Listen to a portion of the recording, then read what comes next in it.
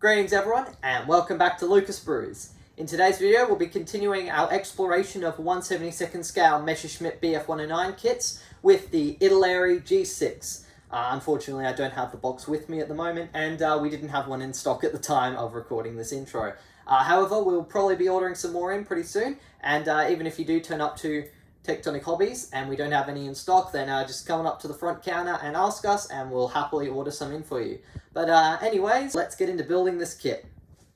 After giving the parts a soak in some warm soapy water, I then removed the parts required for the cockpit using my sprue cutters, and I removed the excess flashing and sprue using a hobby knife or sandpaper.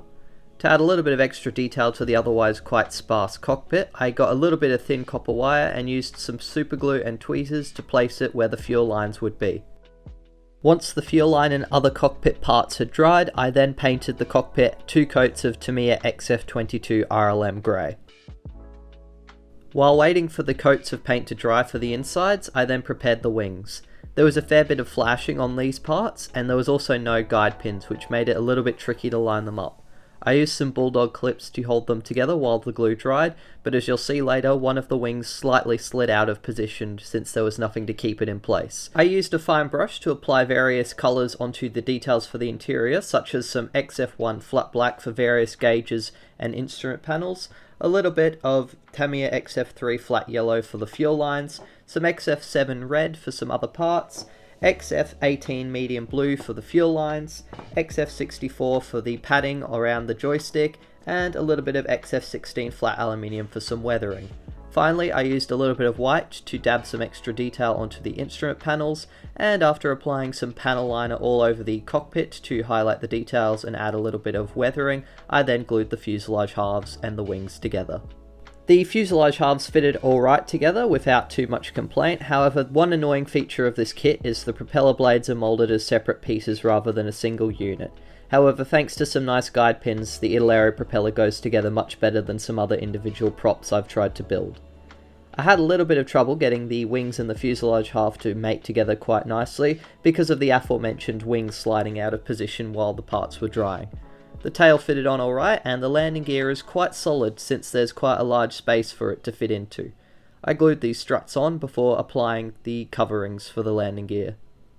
The actual wheels for the landing gear parts in the Italeri kit have some pretty nasty sinkholes.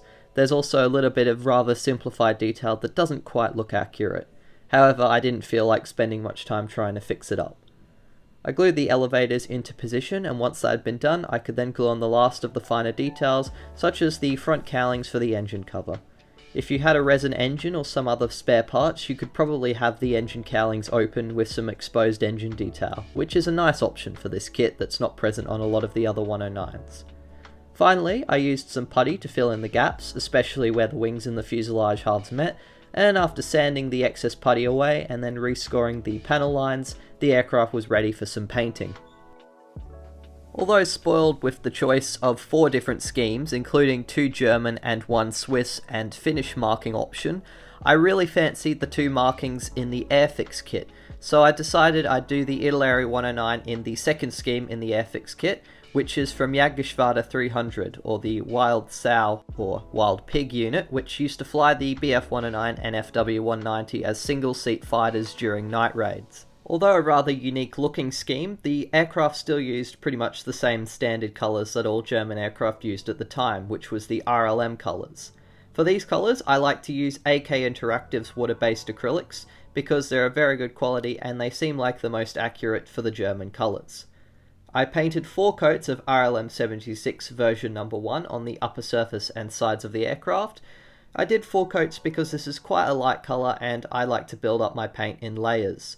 By doing this, you reduce the chance of visible brush strokes, and you won't hide any of the details by using thick coats of sloppy paint. I simply use a bit of water to thin the paint down to a nice consistency so that it's definitely thicker than water, but not too thick that it appears sloppy when you apply it onto the aircraft. After painting on the lightest colour in the camouflage pattern, I then went for the second lightest, which was RLM 75, which is a sort of greyish green. According to the scheme, it was applied in a sort of squiggly pattern along the wings. I decided to use a very fine brush to try and replicate this pattern, and I ended up only doing one layer of this paint since I wanted it to be relatively thin looking, so it looked a little bit like it had been airbrushed onto the aircraft. Although you could do a second coat to make it a little bit neater and thicker, I was happy with the result after one. For the black that was on the spinner and the underside of the aircraft, I returned back to Tamiya colours with some XF1 flat black. I applied about 2 coats of the paint, again keeping it relatively thin when I applied it to reduce brush strokes, although fortunately black is quite a forgiving colour when it comes to brush strokes since it's a lot darker.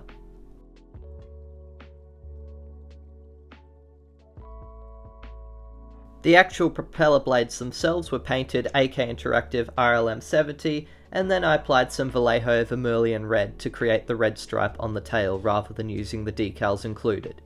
Speaking of decals, now that the paint was complete, I was now ready to apply them. To apply the decals, I basically soaked the transfer paper in a little bit of water for a few seconds, then I apply them onto the mold using a fine brush and moving them into position using my fingers or a sharp knife, and after I'd applied the decals, I put some Tamiya decal adhesive over the top of them to help them conform to the model to highlight surface details and adhere better to the aircraft so that they're less likely to come off. The only airfix decals I used in this kit was really the one and one of the white crosses on the wings. For the most part, the Italeri decals were really good. They're a little bit thicker, I reckon, than the airfix catograph ones, however they don't silver and the details can still be seen underneath, and the common stencils had some pretty good quality. After the decals had been applied, I carefully painted the cockpit frames XF22 RLM Grey and also applied some RLM Grey into the cockpit and the wheel wells, which might have gotten a little bit of the camouflage colours accidentally painted on them during the previous process. I then carefully glued the cockpit canopies into place using a little bit of Revell Contactor Professional, taking care not to get it on my fingers or the clear parts as it causes the clear parts to fog up.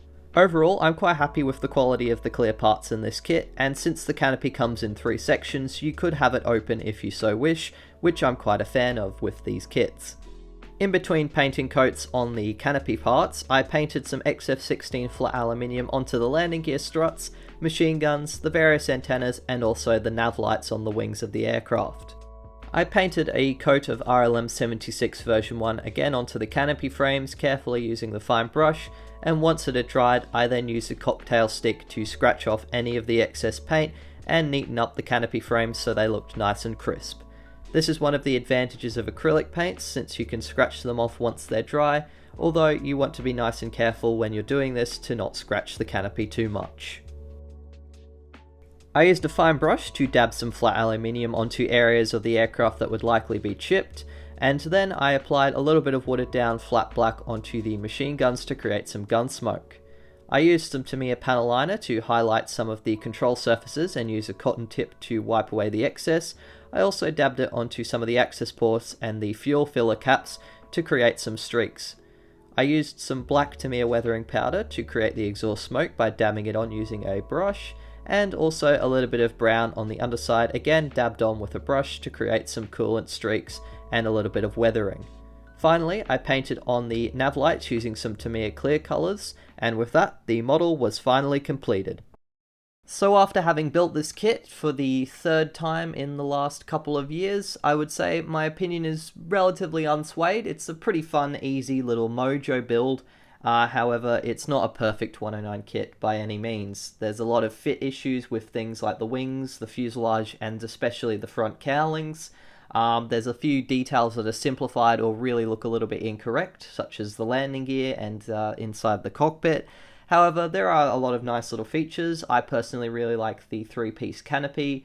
The propeller blades are a little bit fiddly to put together being separate pieces. However, since there are some guide pins, they're much better than some other kits where the propellers come separately. I'd definitely build this kit again because personally I find it quite a lot of fun.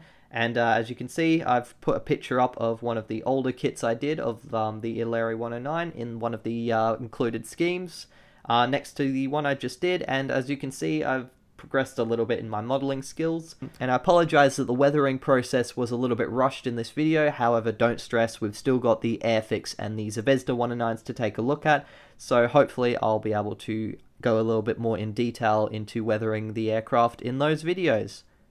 Thanks very much for watching. I hope you guys enjoyed this video. If you did, please be sure to leave a like and subscribe to my YouTube channel.